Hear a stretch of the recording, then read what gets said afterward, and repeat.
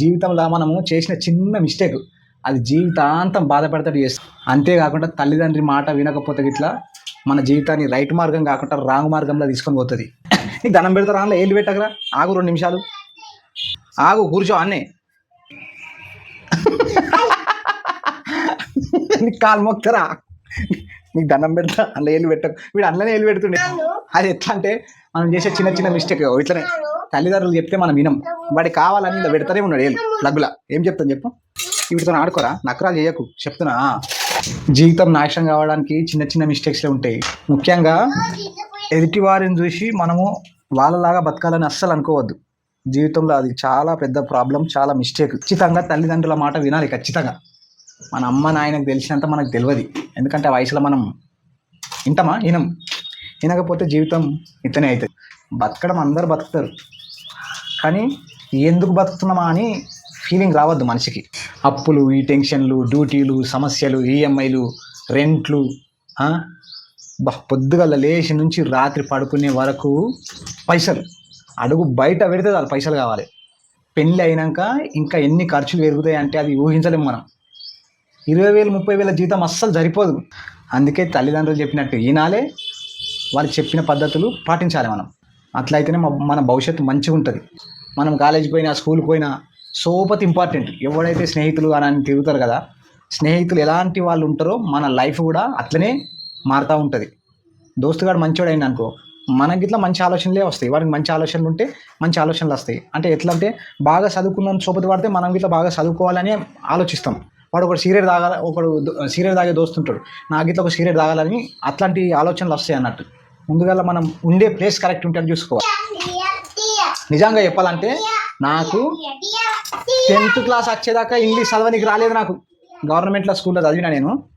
10వ తరగతి వచ్చేదాకా ఇంగ్లీష్ చదవనికి రాలేదు. నాకు 5వ తరగతి వచ్చేదాకా రాయనికి రాలేదు, తెలుగు చదవనికి రాలేదు. అట్లుంటుంది. 1వ తరగతి నుంచి 5వ తరగతి వరకు మా ఊర్లోనే చదువుకున్నాను నేను. తర్వాత తీసుకుపోయి ప్రైవేట్ స్కూల్లో జాయిన్ చేసారు మా అమ్మ వాళ్ళు. అంటే నా కొడుకు మంచిగా చదవాలి, ప్రయోజకుడు కావాలని చదివిపించారు. అడిగినా మా అమ్మ అంత నాలెడ్జ్ అప్పట్లో కొంచెం చదివిస్తుండే నా పిల్లలు మంచిగా కావాలని. కానీ ఏం తెలుసు, మేము చదివినాం, అయిపోయింది, రాసినాం, అయిపోయింది అమ్మ అని చెప్తుంటే ఆమెకి ఇట్లా నా బిడ్డలు చదివారు కదా అని ఆలోచిస్తుండే. ప్రైవేట్ స్కూల్లో జాయిన్ చేసింది. ప్రైవేట్ స్కూల్లో జాయిన్ చేసితే అంటే 8వ తరగతికి పోవాలి, ఊర్లోకి వెళ్ళి పోయినప్పుడు 6వ తరగతికి పోవాలి.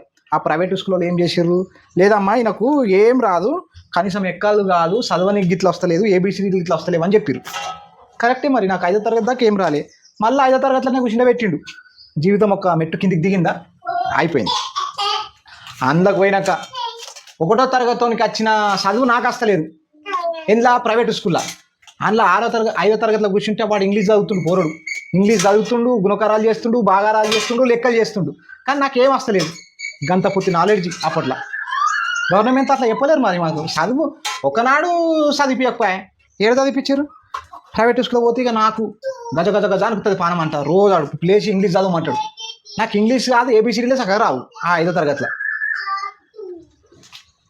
ఏం చేస్తాం?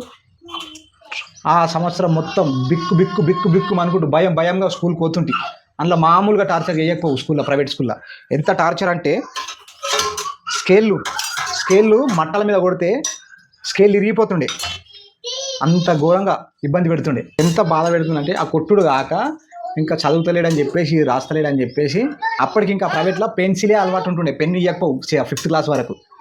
మా నాయన కట్టే ఫీజు తప్పకపోవు, బస్ పాస్ పైసలు తప్పకపోవు, నాకు తిండికి తప్పకపోవు, అన్నీ బరాబరే. కానీ చదువు మాత్రం లేదు.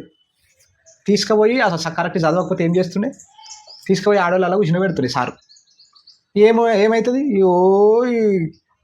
సిగ్గుపోతుండే, ఏడుస్తుంటే, నెత్తి గుద్దుకుంటుంటే, అది సార్ కాలు మొక్త సార్ అని చెప్తుంటే. అదే ఇప్పుడు ఆడవాళ్ళలో కూర్చుంటాం, కళ్ళు మూసుకొని పోయి కూర్చుంటాం. ఎందుకు కూర్చుంటాం? మామూలుగా టార్చర్ పెట్టకు అంటే అట్లా చేసిరు కాబట్టి ప్రైవేట్లో చదివిన వాళ్ళు అప్పట్లో మంచి మంచి పొజిషన్లు ఉన్నారు. అంటే నాతోని ఆ స్కూల్లో చదివిన వాళ్ళు, ప్రైవేట్లో చదివిన వాళ్ళు ఇప్పుడు మంచి మంచి పొజిషన్లు ఉన్నారు. ఒక్కొక్కరు డిపార్ట్మెంటు, కోర్టు, లాయర్ ఇట్లా అయ్యారు. నేను మాత్రం ఏదో చిన్న అట్లా అయిపోయినా. అందుకే ఏది చేసినా గట్టిగా చేయాలి. చదివితే గట్టిగా చదవాలి, ఏదైనా పని చేస్తే గట్టిగా చేయాలి. 2 పడవల మీద ప్రయాణం అస్సలు చేయద్దు జీవితంలో. అది ఎటు కాకుండా అవుతుంది. జీవితంలో ఒక్కటే టార్గెట్ పెట్టుకోవాలి, ఒకటే దానికోసం కష్టపడాలి. స్కూల్లో వాళ్ళు పెట్టే టార్చర్ తట్టుకోలేక మోకాళ్ళ మీద ఉంచుడు, గోడ కూర్చేపిచ్చుడు, కట్టెలతో కొట్టుడు, ఆ టార్చర్ మామూలుగా ఉండదు. ఆవురా ఇక బాధ భరించలేక మా నాయనని మస్తు బతిమలాడిన. నాయన ఆ స్కూల్ పోను, నీ కాలు మోక్తా దండం పెడతా అని ఊరికే బతిమలాడితే ఆ స్కూల్లోకి వెళ్ళి తీసుకొని మళ్ళీ గవర్నమెంట్లో వాడేసారు నన్ను. ఎన్నో తరగతి 5th క్లాస్ 6th క్లాస్ చదువుకున్న. ఆ 2 సంవత్సరాలలో నేను మస్తు ఇంప్రూవ్ అయినా. ఆ 2 సంవత్సరాలలో నాకు ఇంగ్లీష్ మాట్లాడడం వచ్చింది, అంటే ఇంగ్లీష్ రాయడం వచ్చింది, చదవడం వచ్చింది అప్పట్లో.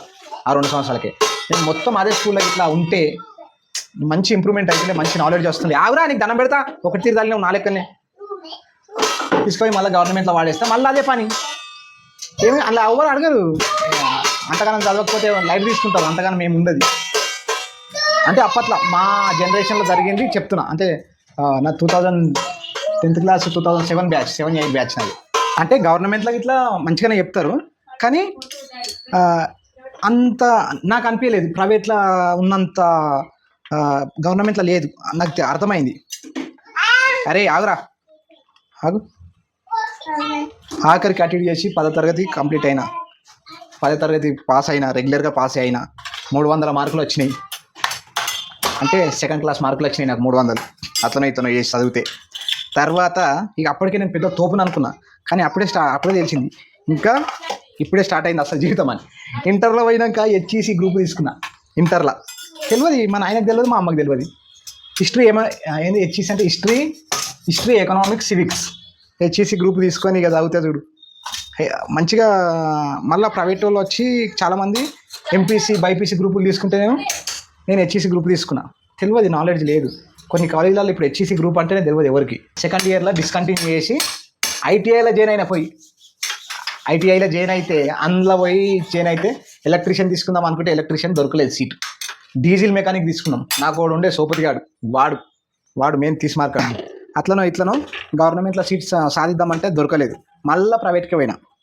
ప్రైవేట్కి పోతే అందులో ఎట్లున్నది, కాలేజీకి రాకుండా సరే అందులో ITIలో కాలేజీకి పోకుండా ఎవడే మనకు పోవు.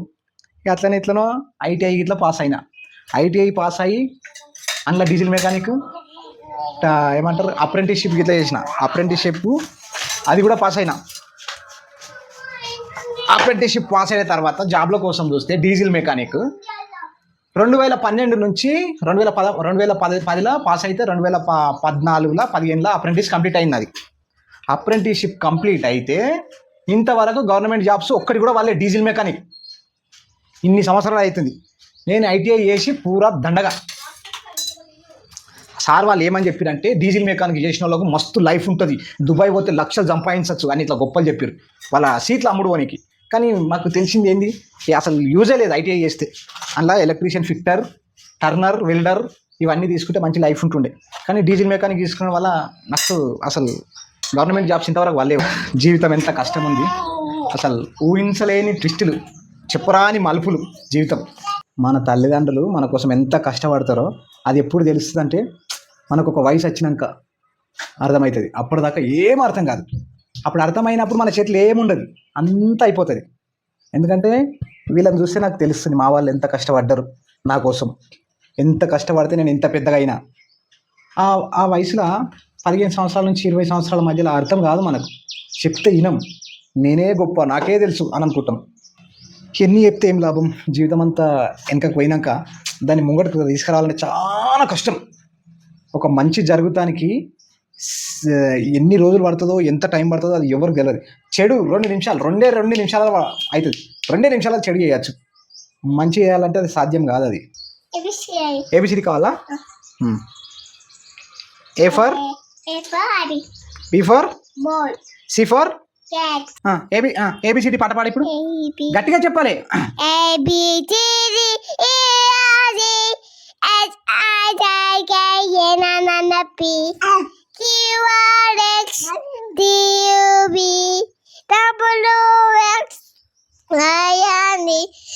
Now I know my ABC. Let the one day sing nothing. Good girl, very good. Give me kiss one. Give me. Thank you very much. నేను చదువుతా. అయితే మా పాపకి 33 months ఉంటాయి. ఆమెకి ఇప్పుడే ABCD వస్తాయి. నాకు 4వ తరగతి 5వ తరగతి దాకా నాకు ABCD రావు. బనానా తింటే ఇప్పుడు తింటావా చిన్ని? అన్నం తింటావా మళ్ళీ ఆ?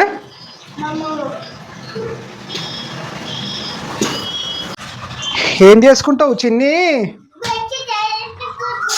ఏ బ్రష్ విషయాలా పనులు తమ్ముకుంటుంది ఓ పప్పి ఏం కాదు అయ్యో అయ్యో తినకముందు నువ్వేం గాలి గిట్లా తీసుకోవా చిన్ని మమ్మీ కొడుతుంది అట్లా చేయొద్దు ఇస్తుంది ఇస్తుంది